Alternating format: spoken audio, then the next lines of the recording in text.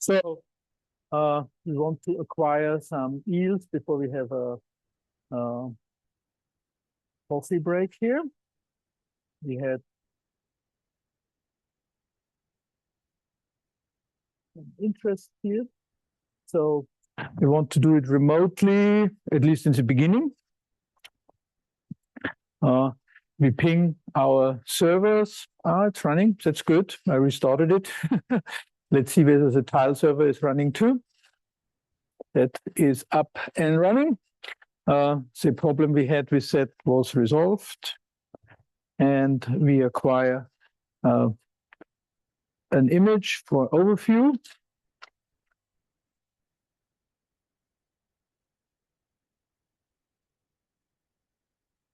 Let's see what it does. So with 1 microsecond, it's not much going on here. So let's double check what's going on.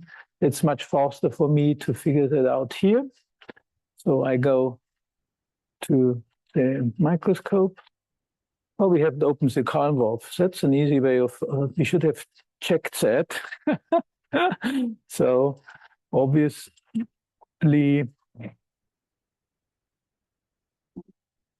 I'll just open it here while we are here. So we have our spectrum.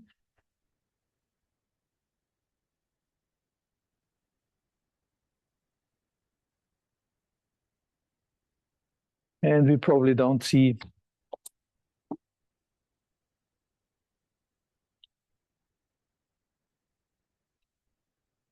we have the same problem we had before.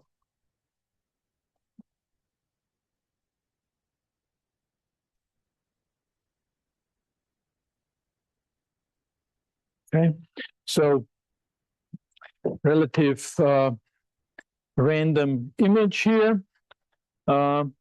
We don't know what it is. We don't even focus it. It's okay, right? We don't need that for EDS. We chose random beam positions. And then this random beam positions that we do here, set is, of course, just for our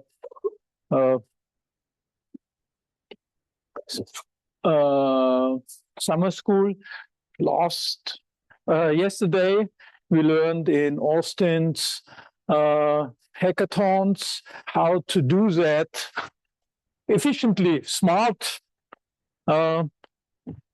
And okay, so it's just a list of points, right? So our random beam position, we place the beam there, and it will collect the spectra. Let's see what it does. Maybe I'm fast enough. Okay. It changes the beam positions, and I'm not sure. Let's go.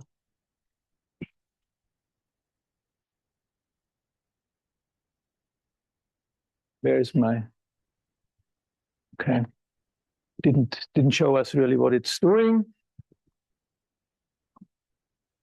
So we have 5 different spectra from 5 points, and we just, with the tile server, get them, but we cannot do that.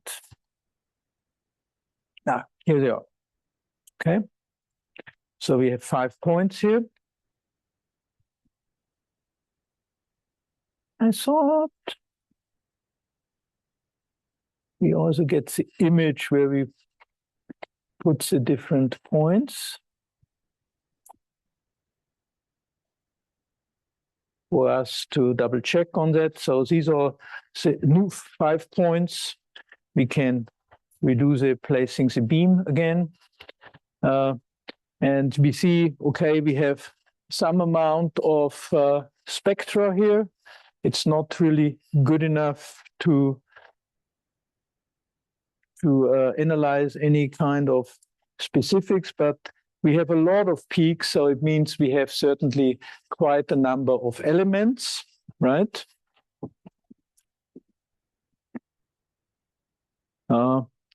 We acquire, okay, it's finished, right? So this is where we acquired our peaks. We plot them. very similar at all points.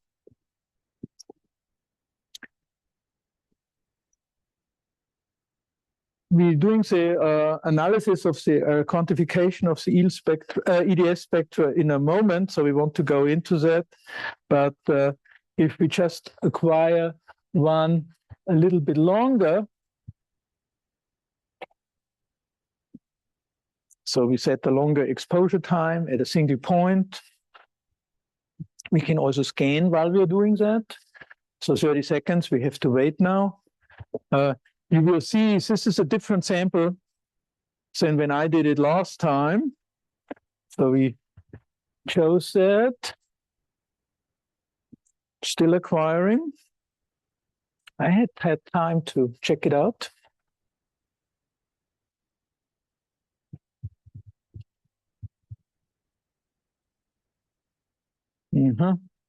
Super. And we have the same spectrum now with a much higher integration time. And so you see, we have our characteristic X-ray lines. And obviously, we don't know which one is which.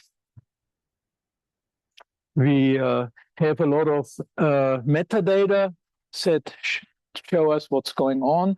So we have, for instance, the detector information. What we need is acceleration voltage in an SEM. You always worry about the acceleration voltage because you need much more energy than your initial energy to really have a high probability to excite the atoms. So the over voltage is critical there. In a TEM, I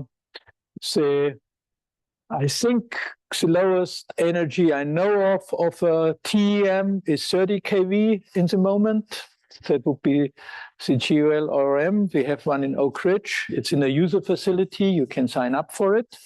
So that they have 30 kV. That's where you have to slowly have to worry about over voltage, right? So you cannot reach 40 kV if you have only 30 kV acceleration voltage. But okay. So we have this spectrum, and it's quite fast and easy. And so we have done everything we needed to do. That's why I was saying it's quite quick. So let's look at the sample that we have in there. And in this case,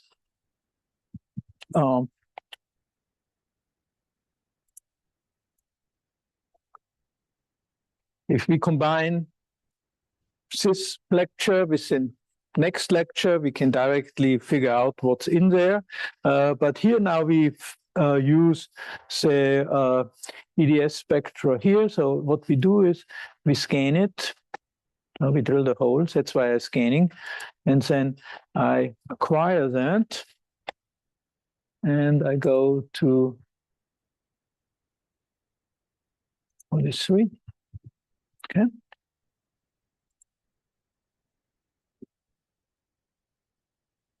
And here it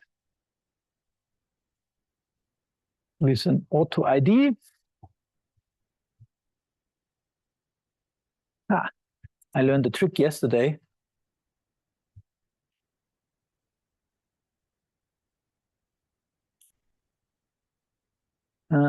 Okay. So still not working nicely for me. So here we are. Cobalt, nickel, copper, aluminum, carbon, and oxygen is what it detects here. We see we have the name of it in the Siegban nomenclature, naming convention, the alpha or the strong ones, and then we have here cobalt, and here's another cobalt one, right? And then there's another cobalt here, and now that is the copper ones, and then the nickel and nickel. So these peaks are all overlapping, and a whole family, if you have one, you have to have all the other ones as well. In this case, we are using experiment log, and we take out oxygen, carbon, and copper because carbon is from contamination. So here we have a material that consists of aluminum, cobalt, and nickel. Does that ring any bell with anybody in the audience here?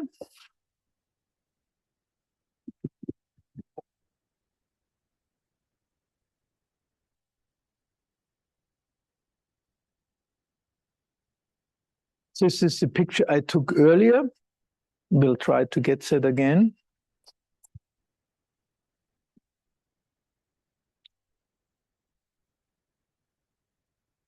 What do we do if we have a picture like that? I mean, he smiles and he knows. I'm not asking him. They are experienced microscopists. So how do we analyze it? What is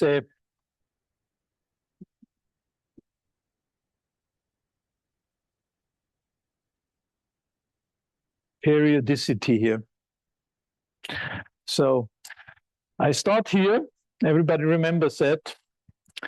1, 2, 3, 4, 5, 6, 7, 8. I should be doing one extra one. 1, 2, 3, 4, 5, 6, 7, 8, 9, 10. Is that something I should have? 10-fold symmetry? Is that allowed? Huh? Quasi-crystal. Okay, that's what it is. So it's a quasi-crystal, and it's not really allowed in crystallography, right? Because there is not a single unit cell that you can stack in that has a 10-fold symmetry that you can stack only. So it has different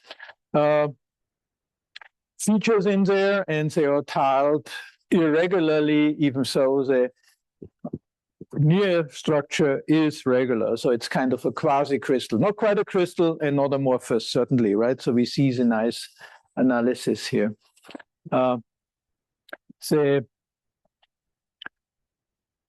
idea is, of course, that this kind of crystal will get you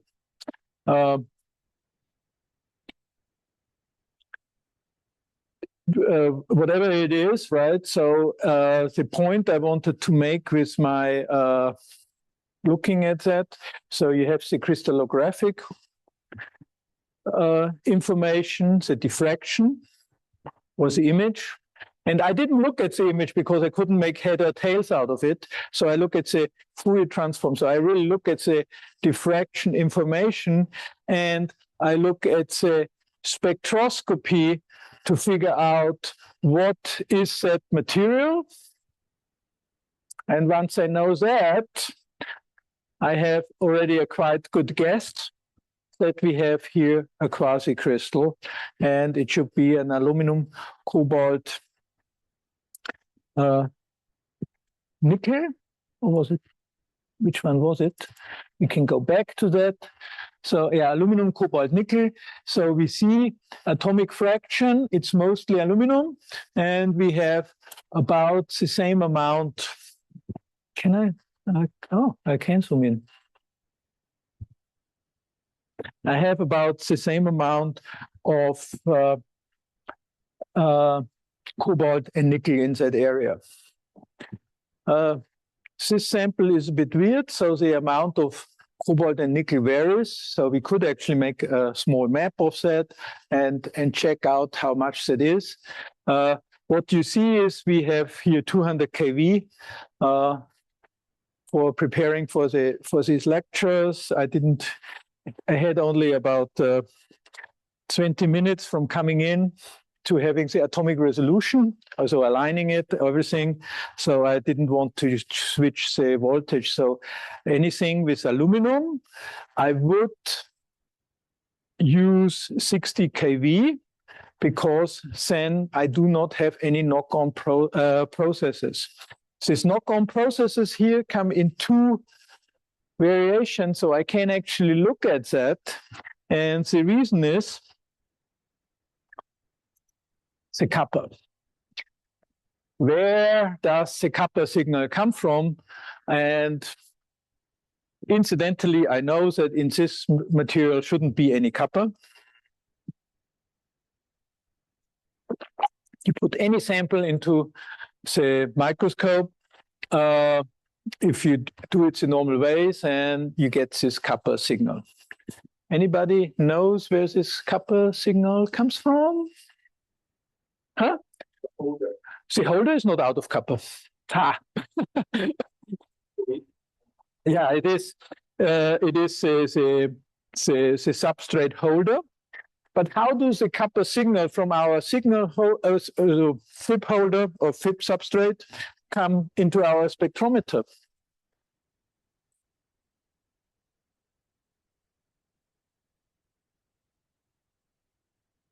What is the common mechanism for knock-on process and this kappa signal? That is my question more precisely now that we discussed it, right? Okay, it is the backscattered electrons.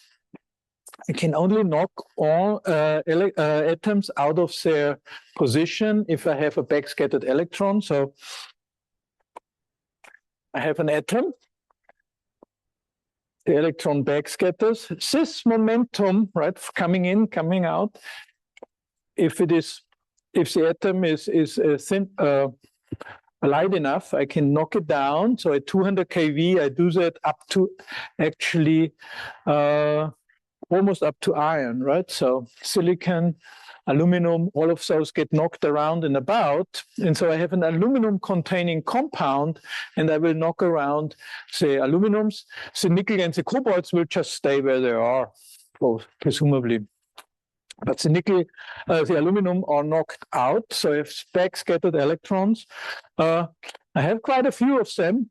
Or everybody who does SEM knows we have a lot of backscattered electrons. And these backscattered electrons hit then everything around my sample, and the nearest one is, of course, the kappa from the FIB holder, right? So we have this large tongue out there. If we for kappa, if you want to quantify kappa in your material, then you have to use a different kind of so we have the rings in the holders that hold down the sample. They have to made. So if you want to, after kappa, let's do molybdenum or gold. So you put molybdenum rings in there. So every TM that has EDS will have somewhere squirreled in the bag. So you have to ask for it generally. They will have molybdenum or gold rings where you place your sample on, and you can and should use molybdenum or gold grids to put your FIB sample on. Funny enough, I mean, I'm not sure, maybe we got the wrong ones, but the molybdenum ones we had, they were super thick, and they had all kinds of other impurities in there. So it wasn't really too successful, but the gold grids, just a normal gold square grid, cut, that's the easiest way of doing that. In our facility, a lot of people use that because they want to look at steel, and they flash etch them. And so gold, of course, doesn't etch, so they can etch their samples, and they have no amorphous layers on them. So with the gold samples, gold grids, that works quite nicely. For us, it's nice because we can look at kappa. There are very few research projects that that investigate gold, at least not in our area. So maybe, say, South African participants have a different view on that, or where I'm not sure who else is producing a lot of gold. Okay, we don't know. Anyway, so there might be some gold mining companies that have a different opinion on that, and they want to look at the components in gold.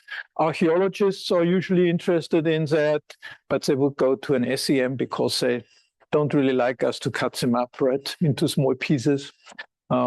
Anyway, so this background signals come from your how you place your real sample in the microscope, and they come from the backscattered electrons. You get more backscattered electrons at lower voltages, I think, and then because the cross section is higher, and then you get more of a signal there, but you avoid the knock-on processes of your sample. So, since we are talking about the electron beam artifacts, there's one other artifact how you can modify the structure in your material, and that is ionization. So we ionize things. We ionize the valence electrons. So that are the electrons that are responsible for bonding. And so the bonding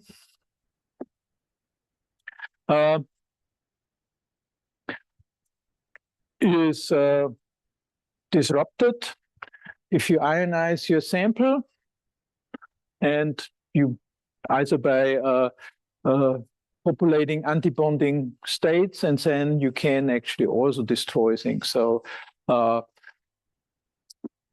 in case of hydrogen, right, so it's the worst of all cases. It does everything. You can always knock it around, and you can always ionize it, and so it will always be flying out. So what people usually do is they go to a lower temperature. So even though they lost the atomic bonding for fractions of nanoseconds, it doesn't move very far and just rebonds. Good. So you reduce the amount of electron beam damage that way. If you really knock it far away, then obviously it's a different place. So it will not be working for a very long time. So ionization, you get more and more ionization. The lower you go in the acceleration voltage, and you get more and more knock-on processes as you go higher in energy. So for each material, there is an optimum. And funny enough, we can, of course, monitor that. You have a lot of different signals, right? You have an image, you have a diffraction pattern, you have an EL spectrum. If you just watch how many electrons can the sample take per area before it gets modified, electron beam damaged. And so that is for each material quite problematic. And you saw a very, very extreme case that is that Colin Offens was showing with his metal organics frameworks. They are very, very beam sensitive. And so he was acquiring them extremely fast. Okay, I have 2 more minutes. So the real point I wanted to make as well was the only other point I still wanted to make was timescales. So it took 30 seconds to take a relatively decent EDS spectrum, right? So we are in the orders of 10 to 30 seconds. An image, it's about 1 second. An EL spectrum, is in the same order of magnitude for the core loss spectroscopy. For low loss spectroscopy, we are talking milliseconds. Of course, beam dependent, right? Beam current dependent. And so for diffraction patterns, Colin often shows with their nice direct detectors. So detectors is where the revolution is going on right now. So if you have better detectors, you have instantly a better microscope. So we are all envious of his detectors. So the new direct detectors are very nice. So you can do things like we can do here. So we can add several EDS spectra, and we are not increasing the noise. And so it is the same thing with the imaging detectors, imaging detectors and ELS detectors, which are the same, of course, right? So these detectors are then have so little noise that you can add them up without increase of noise, which is not happening with CCD-based detectors. So different length scales or time scales for acquisition of the different spectroscopy techniques. EDS sits on top of the sample. So while you're doing everything on below, you can take one EDS spectrum as long as you don't move. So that is fun. So you can take an image, a diffraction pattern on different places. By the time you're done with all that, you get an EDS spectrum. So you can do it smartly. That's my point. And that's where we want to do. If you do it yourself, it will not work, right? I mean, we are not really that good at multitasking. We do everything serially, and then we are not fast enough to do all of that and collect all the data. So that's where the real advantages come in, and collecting many of this data smartly, as we saw yesterday. We can do smart sparse sampling, and that's I think where we should go, and we only should take relevant data. But once we have the relevant data, we have to analyze them, and that was my part and is my part in this summer school, right? Once you have relevant data, you want to know what it means. Otherwise, we are not going to be good. Okay, so thank you. So we are good for a 10:50. So we are going to get on at 11, but okay, we have a question for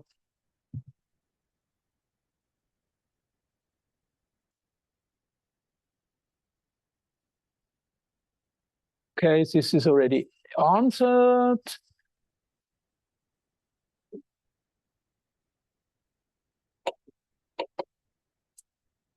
And the answer is the last. What is a reasonable comparison between different samples quantitatively? That is the next one at 11. So we wait for that. And yes, we have a Super X detector. The Dual X and Ultra X is having a larger takeoff angle. And so we have the relatively small one, and we still get atomic resolution with that. It's a bit nicer and cleaner and faster with the new detectors. That's where I was saying the detectors are really the cool stuff.